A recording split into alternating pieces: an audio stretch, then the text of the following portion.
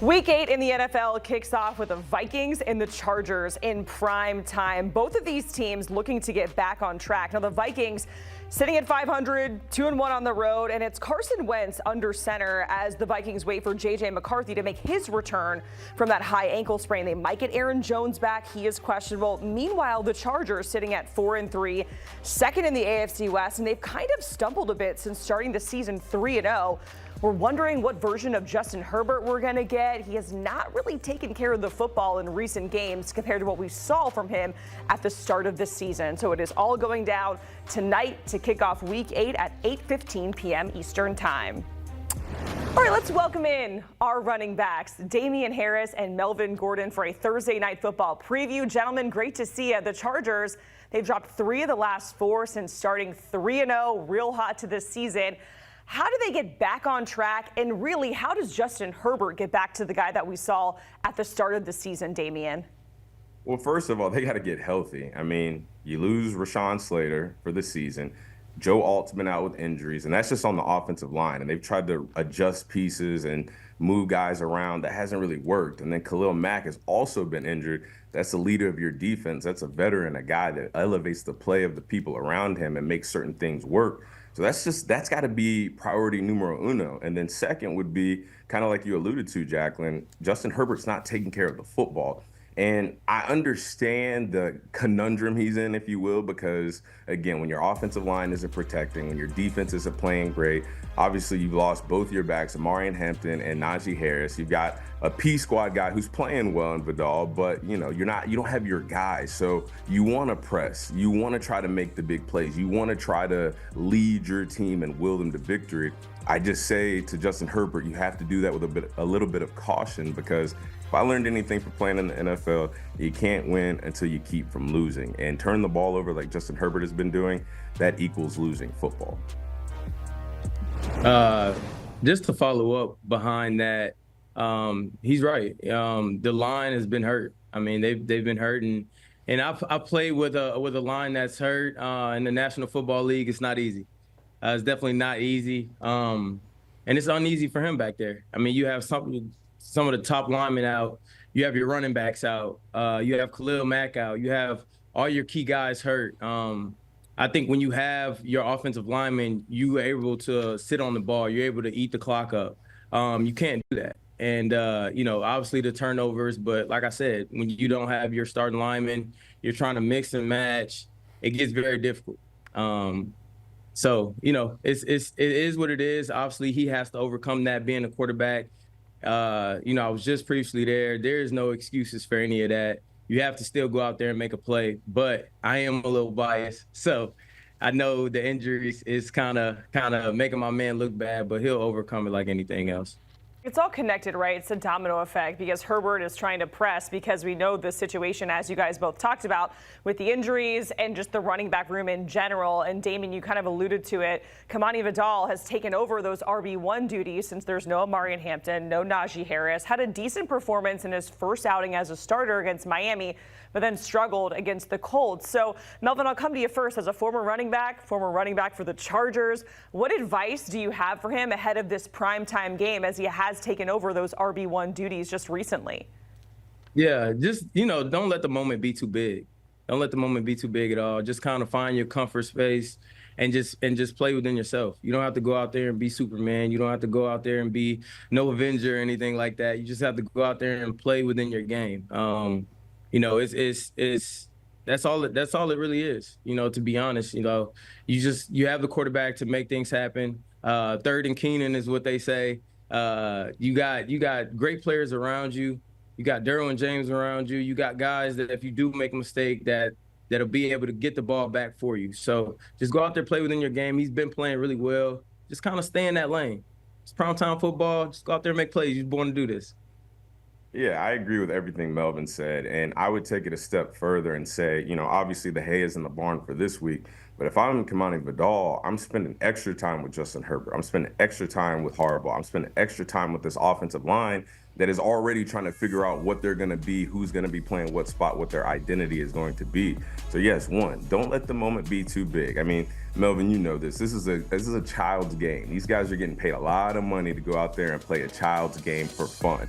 Obviously, there's a lot of risk associated with that, and these are professional athletes. They have a job, but let's keep the main thing, which is showing up and playing football, something that you've done since you were a kid, and something that you've obviously had a lot of success doing, or else you wouldn't be in the National Football League, or else you wouldn't be starting in primetime football. So just have that next man up mentality, but also be a sponge. He's a young guy.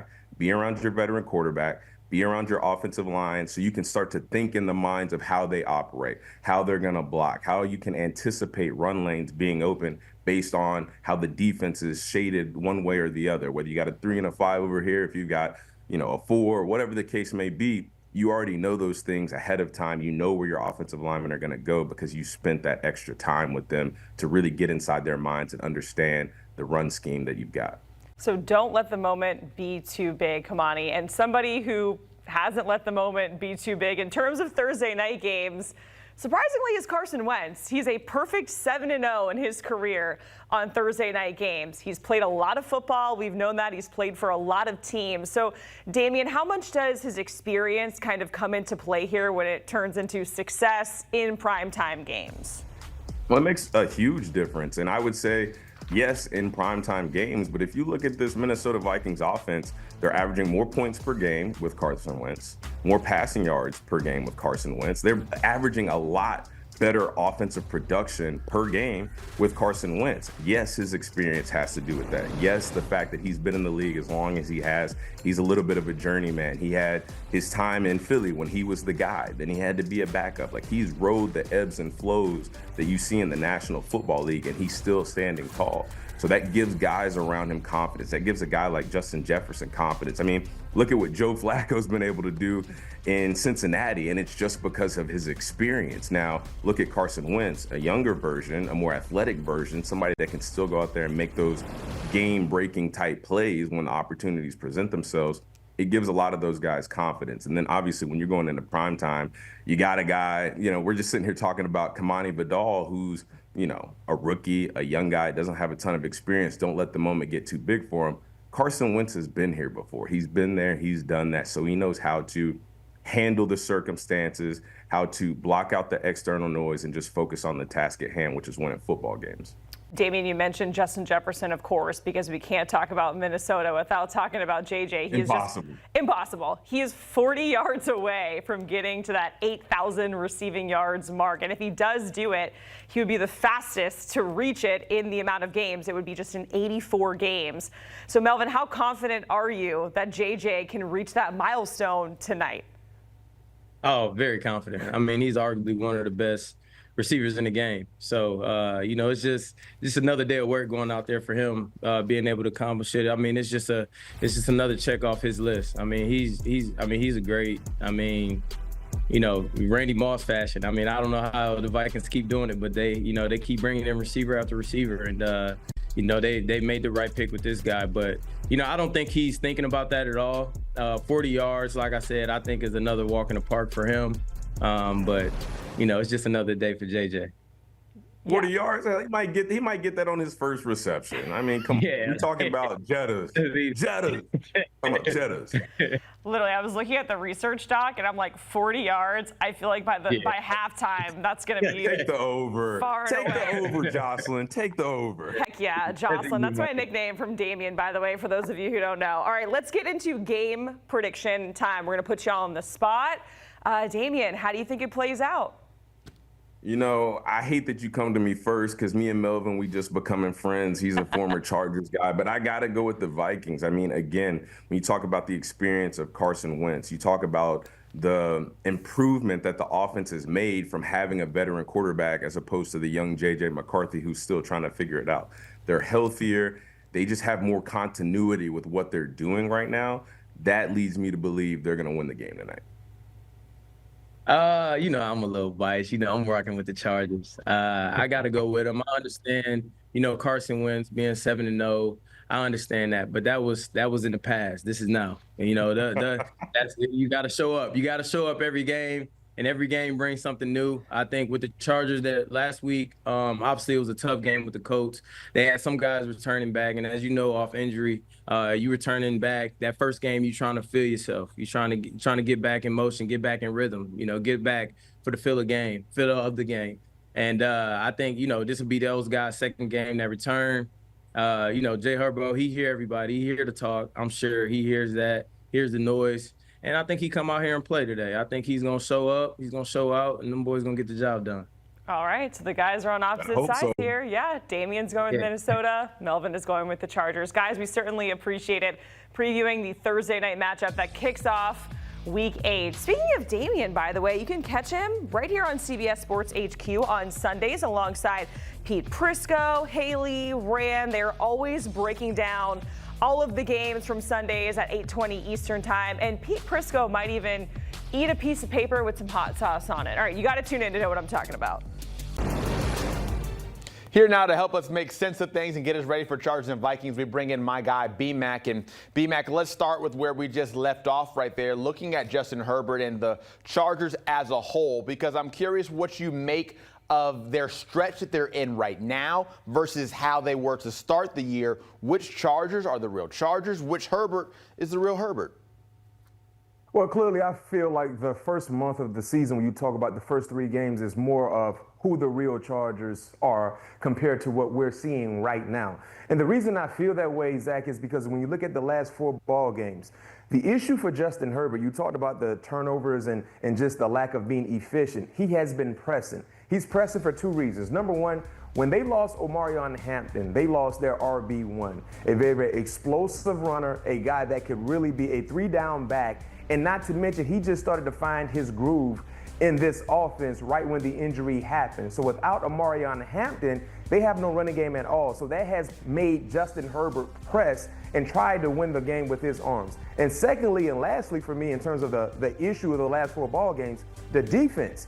I mean, the last 4 ball games, the defensive line, you see there 28 points in the last 4 ball games. So Justin Herbert and the offense, they're chasing. They're chasing because the defense has not been able to get the stops that they were getting in the first 3 games where they were only allowing 16 points per ball game.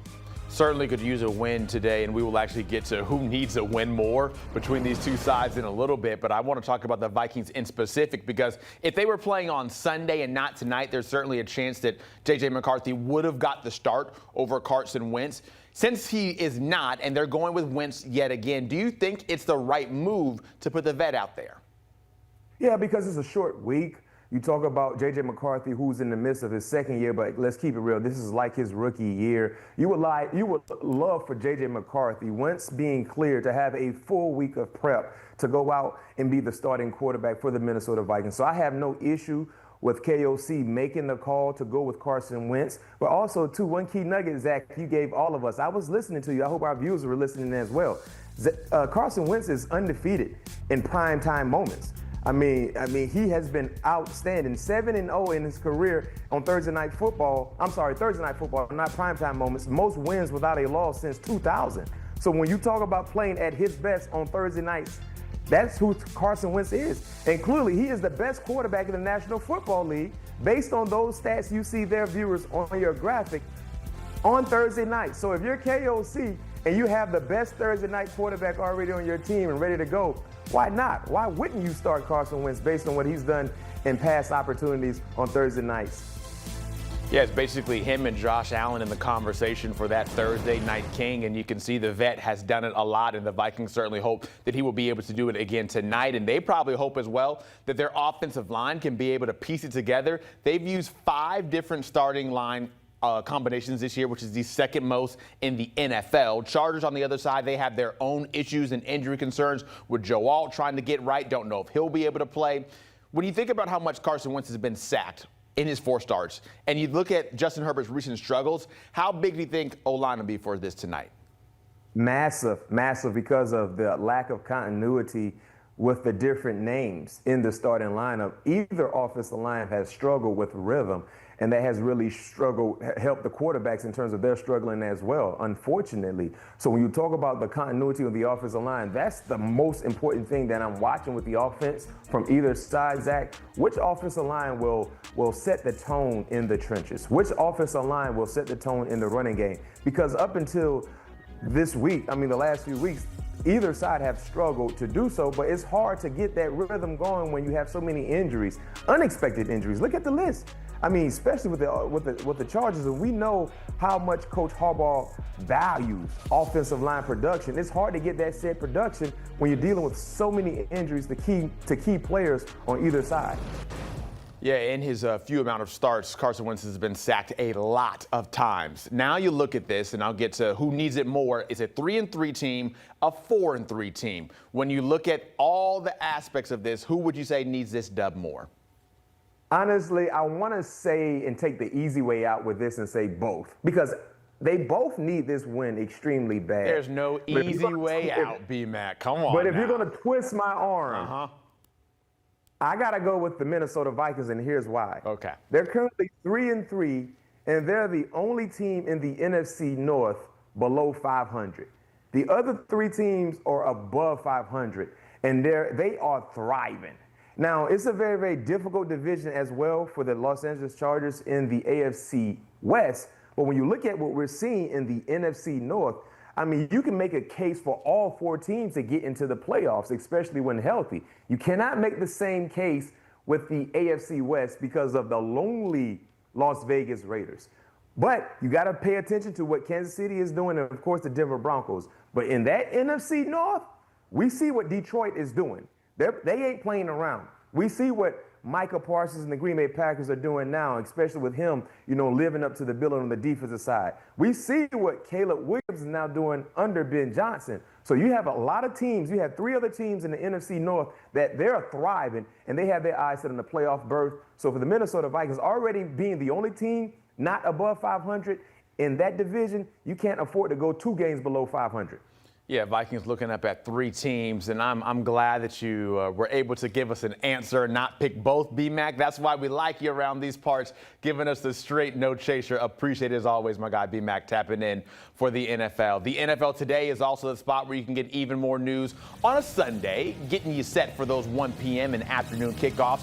The whole crew led by JB, our friend Matt Ryan, Coach Cower, and of course Nate Burleson. That's Sundays at 12 Eastern on CBS and streaming on Paramount+.